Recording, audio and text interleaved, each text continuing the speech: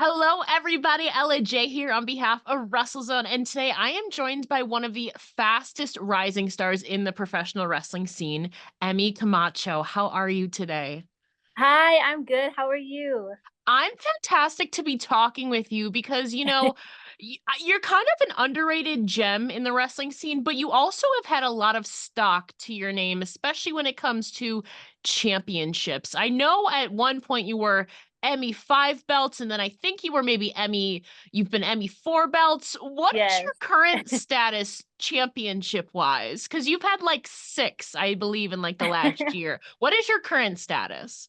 Yeah, so right now I have four belts at the moment, four championships. Um, and yeah, I feel like it's pretty crazy. I'm glad you used the word underrated because that's how I feel a lot of the times. Like I feel, and maybe it's my fault. I feel like I'm not as active on social media as I should be to push a lot of things, maybe. Maybe that's a big reason. But like I said, I'm not a huge social media person. I'm trying to work on it, but yeah, four belts at the moment. Was Emmy five belts. But yeah, it's pretty crazy to think about, to be honest. Yeah, like I said, you're huge, especially obviously in the southern Texas, Louisiana scene, because that's where you're based out of. And I've seen you everywhere. But yeah, social media is also it's good and it's bad. You're Right, very prominent in wrestling. I don't know if so on social media, but again, I don't blame you because it can right. be a lot. It could be a lot Yes, sometimes. But you have that Emmy five belt status. I guess formerly, you still are Emmy four belts, but obviously winning a lot of championships in less than a year after your debut and also at what, right. 19, 20 years old is Mhm. something that you said you don't take lightly or for granted. So, what Right. is your approach then when it comes to not only holding these titles, but also knowing that you'll be representing these various companies? Right. Like I said, it's not something I take lightly at all. And I feel like it's it feels like so much responsibility, but a good responsibility at that, because it's really nice to be able to represent certain promotions. And it kind of makes me proud just because I feel like I am an underdog in a lot of aspects, whether it's my size or just how I am in general. I feel like I face normally a lot of bigger women and a lot more heft on them, I guess I should say, compared to me. But I think it's kind of a really cool thing just because growing up, I would see a lot of people, that didn't look like me, and I think that's why kind of AJ was one that I kind of Yeah. gravitated towards, just because she was smaller, but I think she made one of the biggest impacts, and I kind of feel like that's what I'm doing as well. So it's really nice to be able to kind of have that to say, that you're holding four belts at certain promotions and be able to represent that. So yeah, it's not something I take for granted or lightly at all. Yeah, and I believe your first title was the BIW Women's Championship. Feel free to Right. correct me. That was No, in yeah, you're March. right. That was in March of Right. 2023. So less than a year after you finished your training at DFW.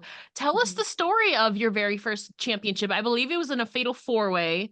Right, And yes. you were the inaugural champion. So tell us about that, Right. winning that moment of winning your first championship. So that match in particular was something very different that I felt like I had never really done because it was a tag match, but also for the title. So you're Yeah. competing pretty much against the same person you're tagging with. It's just whoever gets the pin or submission. So going into it was kind of, the strategy was like always having to look over your shoulder, working together, but also kind of having to, maybe I'll backstab this person, maybe Yeah. I won't. But that's kind of how I do. I like to make things kind of dirty in that way. But yeah, I think the moment where I was able to get the pin, it was kind of like just not just a shock because I went in the mindset of getting that title, but just the women in that match, are just at such a high caliber. It was Promise Braxton, Mia Friday, and Cassandra Golden. So I think being able to walk out the first BIW Women's Champion was not just crazy because you're the inaugural and you just got your first championship win, but also, like I said, the caliber of women that were in that match. So it was something really, really special that I'm never going to forget. And some of my family was there too, so that was really nice to be able to get that moment. Of course, I didn't get the crowd reaction like you want because I'm not the fan favorite down over there, because I kind of play it dirty sometimes. But yeah, I don't really care what the crowd thinks. I was really happy in that moment, so it was really special to me. Yeah, sometimes it's not all about being the most liked. You're trying to you're trying to carve your name and round out your resume, and that's definitely a great foundation to be your first champion, not only in Right, your career but also the first BIW Women's Championship. right, To have that's always going to be in your resume. And obviously, you were talking about earlier. Not only are you representing these companies and trying to make them proud, but there's also that added sense of responsibility, but also at the same time, you're also trying to navigate your rookie year. So, how right. do you keep yourself grounded, or how do you combat that added pressure while you're simultaneously trying to find your own footing in the wrestling scene? I'm really grateful to my family because they keep me humble. I feel like they keep me grounded. It's constantly reminding me that I have to work harder just because once you're at the top, that's when it gets the hardest, is when you Yeah. want to kind of work the hardest too, just because that's kind of when you're the target, people want what you have and that kind of thing. But yeah, I would say my family has been a big part in keeping me grounded. They don't see a superstar Emmy, they see just their kid Emmy, which of course they want the best for. But yeah, I think just navigating through all of that has just been just a really crazy experience. It's just it's hard to explain almost, like, there's just so much going on, especially, like, in your rookie year and things like that, and I feel like getting so much opportunities and, championships at that in kind of your learning area, I guess, when you kinda first come out, you're a rookie, you don't really know what to expect a lot of the times, and yeah, so I'm really grateful to my family that have been there for me during that time just because it can get kind of crazy, so many bookings, so much traveling, the weight of kind of all the pressure and responsibility. Um, but I think just all the fun that you have in that also just kind of helps with it too, because it can become a lot of pressure. But I think if you love what you do, it's kind of it's fun and you enjoy Yeah. doing it. Yeah, and obviously kind of being thrust into higher profile positions so early on in your career can be daunting, but it's also one of those sink or swim moments. And I feel like if you can be cool under pressure in such an early stage of your career, I mean, you kind of just get used to it. I feel like it builds that stamina and that comfortability as time Right, goes on, and as you win more championships, you're just kind of used to it. It can go both ways, but I would say you're definitely swimming so far, and that's right. something to be really proud of. And obviously, part of your journey, in addition to boosting your own resume, is also further crafting your character, your identity, your presentation. So, talk to us about the process of developing yourself and that aspect. And you said Emmy sometimes isn't a fan favorite, but who is Emmy as a character right now, and about that process, of developing yourself?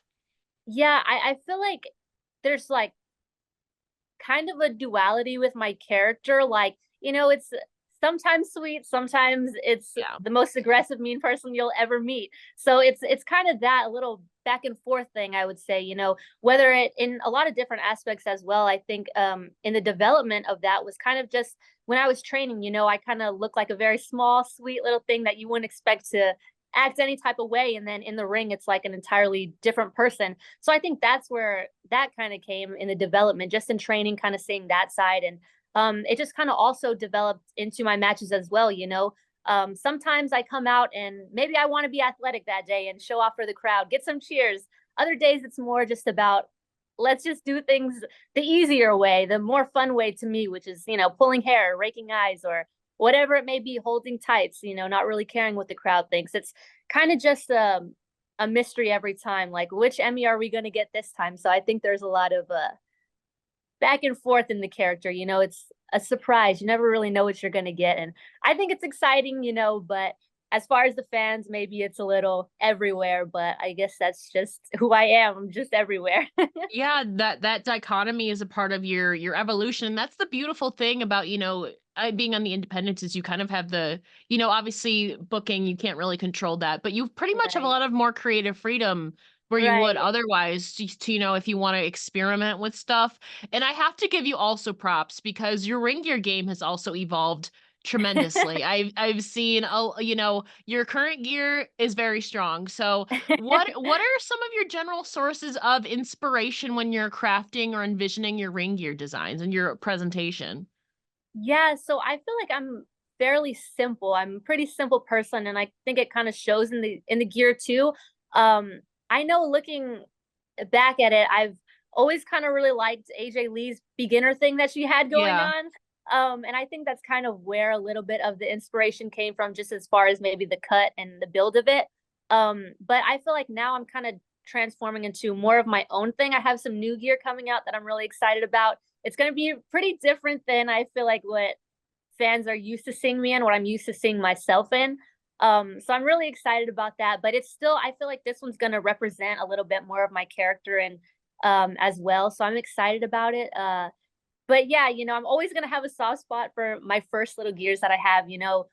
Bows are a big incorporation into that. And I think that just kind of came from more of the sweet side of the character, but still a dark color in that way where it's like, you know, showing both sides a little bit. But yeah, I'm excited about the new gear I have coming out. But yeah.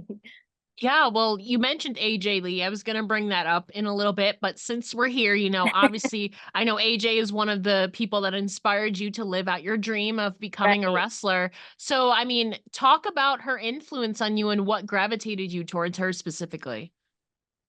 Oh, there's so much I can say, like she's always going to have such a special place in my heart because she is the reason why I'm out here doing this, because you look at the what wrestling is and consists of, and before even I knew who AJ was, I was a fan of wrestling, everything that it was. Like I'm just a huge fan. I've always been since I was a little girl, but I think the minute I saw her kind of skip down to the ring, she was a, small little thing and a lot of attitude on her, and I just really gravitated towards that, if someone like her can do it, and it just really really inspired me, and I wanted to be what she was for me growing up, and I feel like I'm on my way to doing that. And yeah, I'm just really grateful that I was able to see her in that time and kind of grow up with watching her, just because there's so much stuff that I feel like really inspires me to this day, and so I'm really grateful for AJ in so many aspects. I have to tell you too, personally, because we have some commonalities in regards to, how we got introduced to this. Obviously, I popped when I found out that not only is CM Punk one of the first people that segued you into sport, but one of your big favorites was and is also Shawn Michaels, which in the case Oh of both yes. is same. Punk Yes. was in the very first match that I ever saw him in, Yeah, me obviously too. different time periods. Mine was Jeff Hardy, that era, but Right. Shawn Michaels is also my favorite of all time. So when I Yes. tell you I popped when I heard that, I was like, you're we're gonna get along. So what Yes. obviously Shawn is a big obviously part of your wrestling, fandom as well. I know what draws me to him. What draws you to Shawn Michaels specifically? He's such a character. He's such a character, and he's so animated in everything he does. But obviously, I love his gimmick. I love everything about him. As far as the wrestling, like that is where I really look to every time where I feel like, let me learn something really quick. Let me go do some homework or tape study. I love watching him. I think as far as selling, he is what I aspire to be. And I feel like to this day, I don't know anyone who I would say can top Shawn Michaels in just every aspect that there is when it comes to wrestling. So yeah, I look up to him so much. Like he is the one to this day, like the main one, where it's like if you could learn under anyone, it would be Shawn Michaels. And when I found out that he was working with NXT, oh my gosh, I once I found that out, I was so excited. I was like, that just is that much more motivation to get there, just because I mean, learning under Shawn Michaels, how are you not going to become amazing? That's just my mindset on that. Yeah, it's ironic though, because if my math is correct, you found wrestling around 2012, 2013. So after Sean had retired. I So know. I'm so curious, like, was it the WWE network that made you go back, or what made you go back to Shawn Michaels matches specifically?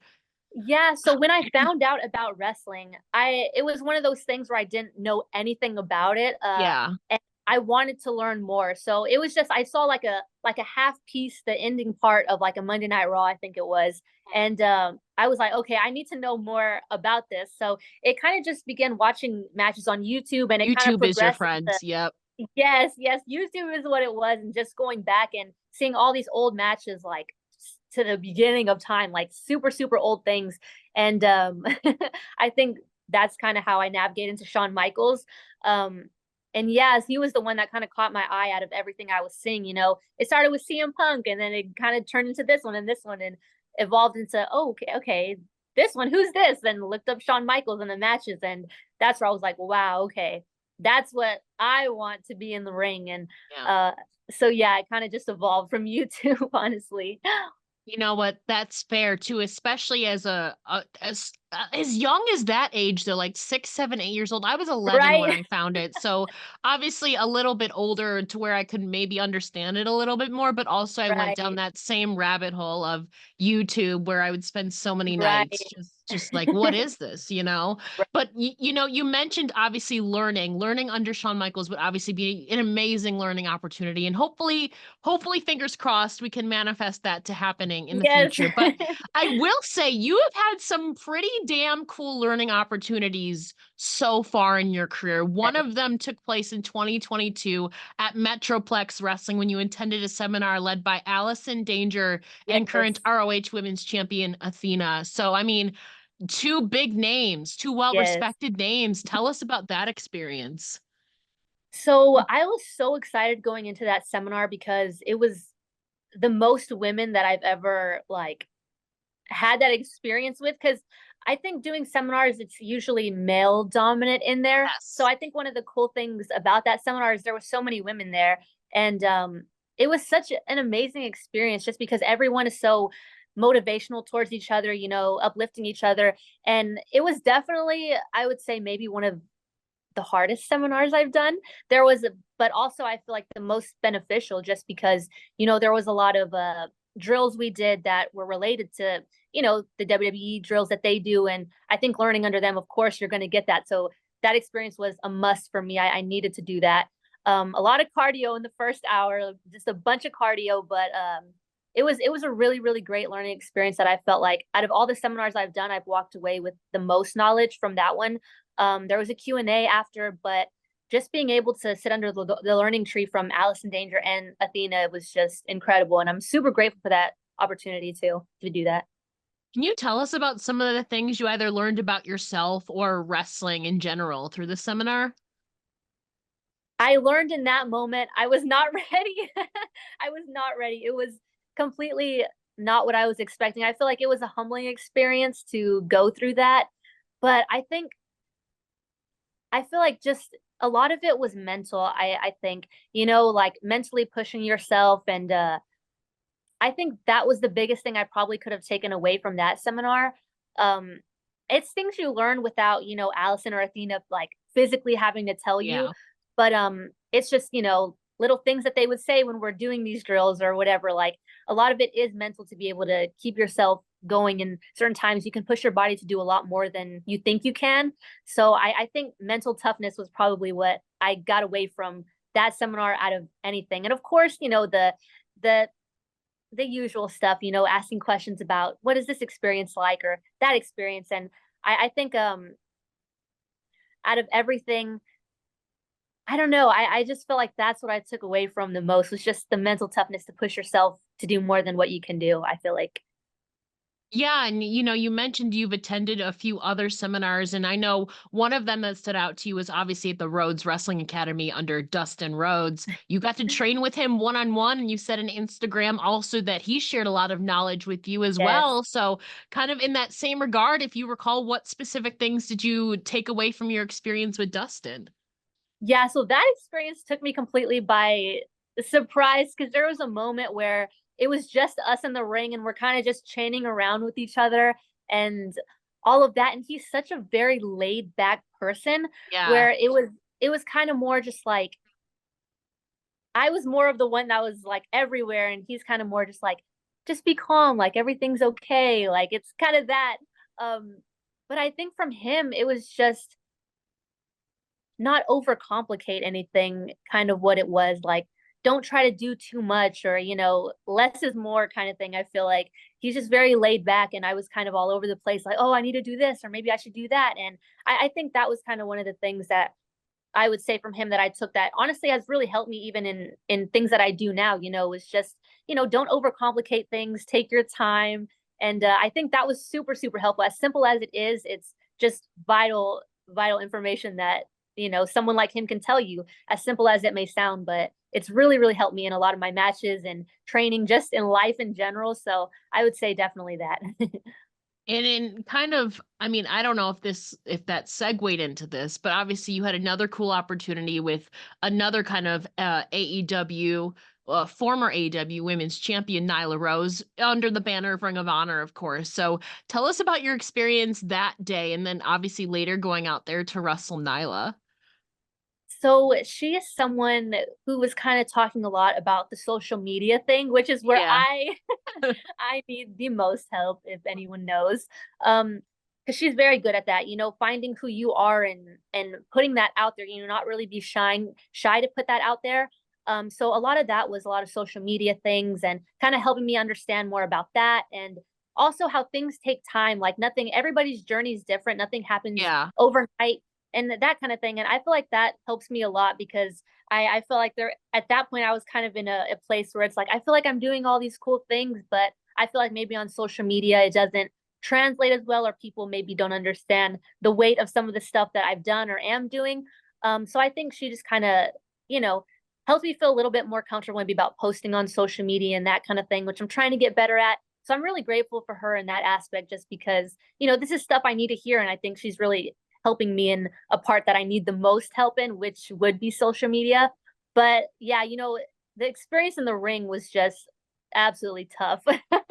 I mean, going in there wrestling Nyla Rose, I mean, good luck to anyone at that point. Um, which I was already like, wow, I had to get like the worst luck, but also the best luck at the same time. Like, I'm about to get murdered out here, but also let's learn some stuff at the same time. No matter what, you're going to walk away a little bit stronger. And I feel like that is what happened in that experience at Ring of Honor wrestling Nyla Rose.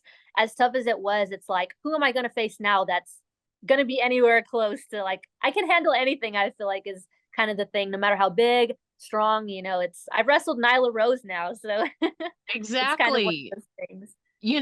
Obviously in wrestling, there's so many different competitors, different experience levels, Right. sizes, ages and all of that. But like you said, I feel like if you can handle Nyla Rose, I think you're Right. pretty well set in, your future. You obviously maybe would have liked the outcome to come out differently, Right. but it For toughens sure. you up. It definitely toughens you up. Right.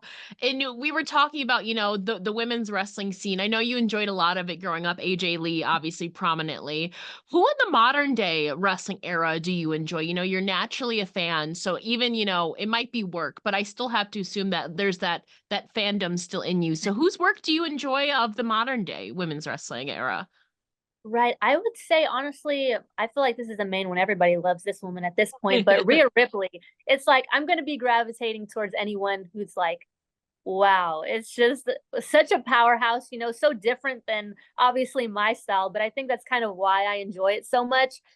Just her character, I think she's really, I mean, her, Bianca Belair, super athletic, all of that. But also, should I call her Sasha Banks? There's like a no. Mercedes Moné. I mean, you still can. Yeah. I'm sorry.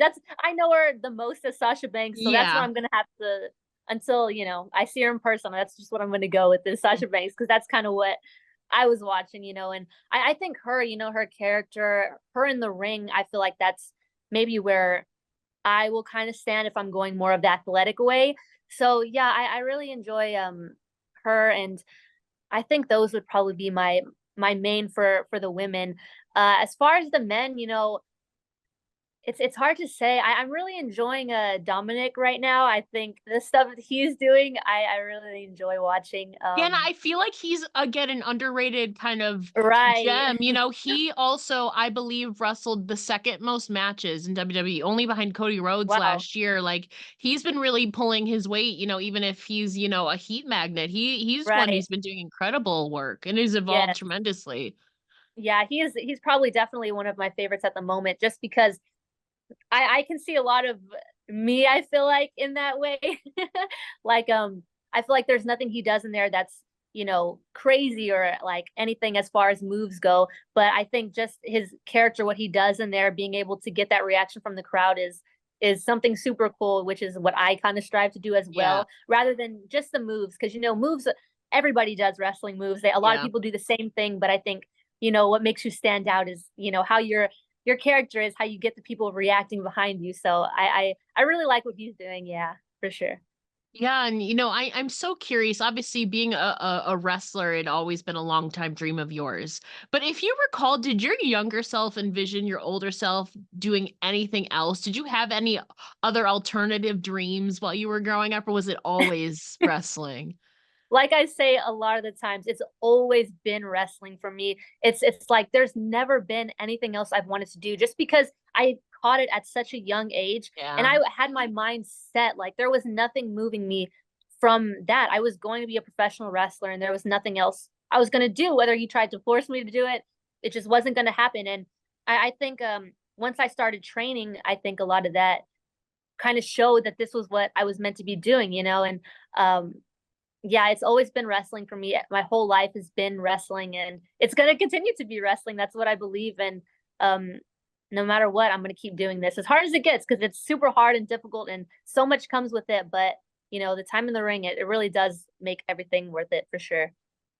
Yeah, there's a little photo of little Emmy on Instagram attending a WWE live event while wearing a John Cena shirt and holding the Divas Championship. And in that caption, it's a familiar quote, fight for your dreams and your dreams will fight for you. Right.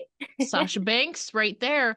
What do you think that version of Emmy in that photograph would think of the current day Emmy who is now living out her longtime dream? I think it's kind of difficult to say. I think she would be surprised but not surprised at the same time, because since I was little, I've had very high expectations for myself, and I think that's kind of shown in my career so far. I'm super hard on myself, and even as a kid, I had super high expectations. I thought, when I come out, I want to stand out and I want to be something a little bit different. Maybe I'm not the biggest or strongest, but I'm gonna make a big impact somehow, whatever it may be. And I think little Emmy is super proud of the things that I have done so far. I think she's a little bit mad that I'm not great on social media for sure.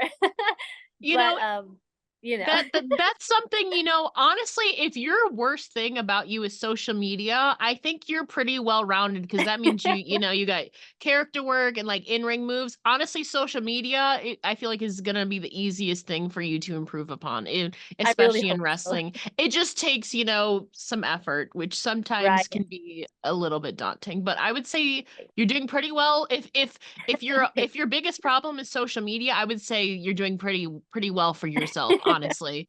And that's something that can always be, improved upon so easily for you. Right. So Right. but as you're looking towards the future now, what are some of your personal and professional goals for the next year or two? Ooh, I would say trying to balance, I feel like both working out and traveling and wrestling and training because I feel like that's been something that's for some reason been so hard for me. And I can be completely transparent and honest about this because I'm not really shy. I'm not gonna like act like, yeah, I'm in the gym so much. Like that's something that I really, really need to improve on. But I feel like I don't know, it's just so hard. And I feel like just because I'm so small, it's a lot of torture on my body, I would say. So I feel like my body takes a lot more abuse than maybe people who are a little bit bigger than me and stuff like that. So it's just really hard and exhausting sometimes, but I know it's not an excuse. So that's something I'm really, really trying to focus in on this year is just trying to eat more, work out, balance all of it at the same time. So that would definitely be my main goal of anything because, wrestling moves you can improve on, train on everything, but the hardest thing for me has just been putting the muscle on because I feel like Yeah. once I get that, I'm set. I really feel like I'm set to to get to that next level. So that's something I'm definitely a goal for this year for sure. And obviously, getting you back up to more Emmy 10 belts. I mean, that would be Emmy 10 something. Emmy 10 belts. for sure. Emmy 10 Maybe we'll get belts. maybe we'll get to 6 first, one step at a time, one step at a Yeah, time, one step at a time. I mean, before we let you go, can you please share where the listeners can find you online? Okay, so Instagram, it is Emmy with 4 Ys.c. I don't have Twitter, I'm sorry. Facebook is just Emmy Camacho. I've recently got TikTok. We'll see how that goes. It's there if you want to go follow. As far as the videos, we'll see what happens. I think that's just Emmy.Camacho. There's a link tree in my bio on Instagram if you want to search for all that, but that is where you can find me on socials. Hopefully TikTok doesn't get banned. Or Right? else, man, I mean that's a whole other thing. But we'll Yeah. we'll get her on we'll get her on Twitter one day, folks. Maybe one day. You know, I understand though. It We'll sometimes can be a see. lot. We'll see, we'll see. But for now, like we said, you can follow her on TikTok, Instagram, and Facebook. Emmy Camacho. Honestly, if you just Google her name, it'll probably pop up. Emmy, thank you so much for joining me here today. It's been an absolute Of course. pleasure. Yes. Thank you so much for having me. It was fun to talk to you.